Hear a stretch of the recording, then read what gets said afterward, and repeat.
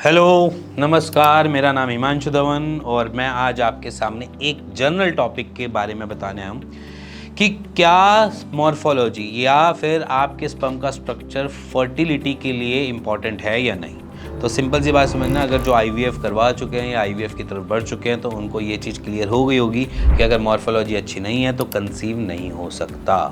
आपके स्पर्म एक तरीके से उस टाइम पे कोई भी फंक्शनल एक्टिविटी नहीं कर पा रहे जिसकी वजह से वो कैसे भी करके फर्टाइल हो पाए।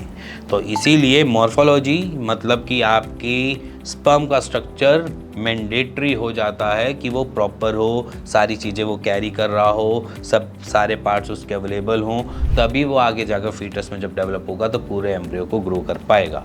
अदरवाइज वो होगा ही नहीं। अगर बाई चांस कंसीव हो जाता है तो उस केसेस में मिसकैरेजेस के केसेस हम देखते हैं, या फिर लेवल 1, लेवल 2 या लेवल 3 के स्कैन्स में बेबी को अनफिट बता दिया जाता है या फीटस को अनफिट बता दिया जाता है। तो इसीलिए मैं कह रहा हूँ कि आपका मॉर्फोलॉजी स्ट्रक्चर मैंडेटरी हो जाता है एक नेचुरल कंसीव के लिए भी और आगे अगर बच्चा बढ़ता है तो उसके लिए भी।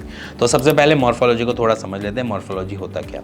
मॉर्फोलॉजी में हम 3 पार्ट्स को मैंडेटरी देखते हैं जहाँ पर रिक्वायरमेंट पड़ती है किसी भी चीज़ को स्विम करने की ताकत के लिए, या फिर उसको पेनिट्रेट करने के लिए, या फिर उसको फेटस डेवलपमेंट के बनने तक की सारी चीज़ जो होती है वो आपका स्पर्म पे डिपेंडेबल होती है। अब उसमें क्या होता है कि आपका एक हेड होता है, नेक होता है या टेल होती है। ये बेसिकली जनरल चीज़ें हैं जो रिक्वायरमेंट होती है किसी भी एक स्पर्म को पूरा रखने के लिए। अगर मान के चलो वो हेड अगर ख़राब है या हेड पे कुछ लेकर ही नहीं जा रहा है, कैरी नहीं कर रहा कोई भी चीज़, तो वो आपको आगे मूव ही नहीं करने देगा या वो वहीं पर ही थोड़ा बहुत उछल के बैठ जाएगा आपका स्पर्म। अगर उसके पास नेक नहीं है तो वो अपने आप को रोल आउट करने में परेशानी आएगा, तो जो उसको बेसिकली डिस्टेंस कवर करना है टूवर्ड्स एग तक पहुंचने के लिए वो नहीं कर पाएगा। और उसके साथ साथ अगर आपकी टेल है ही नहीं तो वो स्विम करने लायक ही नहीं बचते। और अगर जो कहते हैं कि स्विम ऐसे करते हैं, ऐसे स्विम नहीं होता, वो स्पायरली स्विम करते हैं। तो उनमें तो ज़्यादा एफर्ट लगता है। जब हम स्पायरली स्विम करते हैं टेल की रिक्वायरमेंट बढ़ जाती है।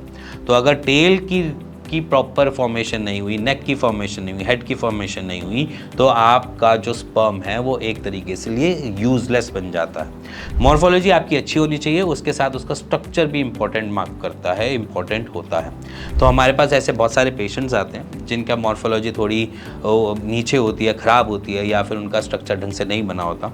तो विद इन हम 3 मंथ्स के प्रोसीजर्स के साथ, उनकी लाइफस्टाइल चेंजेस के साथ बहुत सारी चीज़ें हम बेटरमेंट की तरफ ले जा सकते हैं। तो कुछ रिपोर्ट्स आपके सामने मैं दिखा रहा हूँ जहाँ पर मॉर्फोलॉजी को हमने अपग्रेड करवा दिया है पेशेंट्स के थ्रू।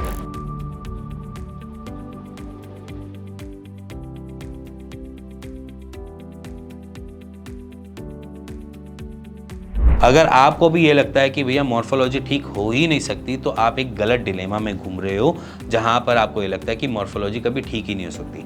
हमारे स्पर्म काउंट जो बेसिकली बनते हैं या जो हमारे स्पर्म बनते हैं वो 3 महीने के प्रोसीजर में बनते हैं जो हमारी स्पर्मेटोजेनेसिस बनाती है। अगर स्पर्मेटोजेनेसिस के पास पूरी प्रॉपर एफिशिएंटली एनर्जी पहुंच रही है, या फिर उसको पास पूरे न्यूट्रिशंस पहुंच रहे हैं, या फिर उसके पास पूरा एफर्ट लगाने का पावर मिल रही है, तो वो आपके स्ट्रक्चर, काउंट और उसकी क्वालिटी पे अच्छा काम करती है। तो उसके बाद जब हमें प्रोडक्शन मिलती है तो वो अच्छी मिलती है। सो अगर आपको ऐसा लग रहा है कि आपकी मॉर्फोलॉजी अनस्टेबल है और आपने बहुत सारे एफर्ट लगा लिए हैं, तो अपने आसपास किसी डॉक्टर या आयुर्वेद फिजिशियन से ज़रूर मिलिए। या फिर अगर आपको लगता है कि मेरे को फ्री कंसल्टेशन लेनी है तो आप मेरे पास ओपीडी पे फ्राइडे को आ सकते हो, हमारी टीम से मिल सकते हो, या फिर अगर आपको फ्री कंसल्टेशन लेनी है तो ओवर द कॉल भी ले सकते हो। तो अगर आप भी चाह रहे हो कि एक बार मॉर्फोलॉजी के बारे में समझ लिया जाए या पूछ लिया जाए तो बेचिंतित होकर पूछ सकते हो। इसी के साथ मिलेंगे नेक्स्ट वीडियो के लिए, तब तक good bye and take care. और उसी के साथ साथ कुछ चीज़ों का ध्यान रखना, अगर आपको मॉर्फोलॉजी अपनी बेटर रखनी है तो अपने खाने पीने पे आज से काम करना स्टार्ट कर दो।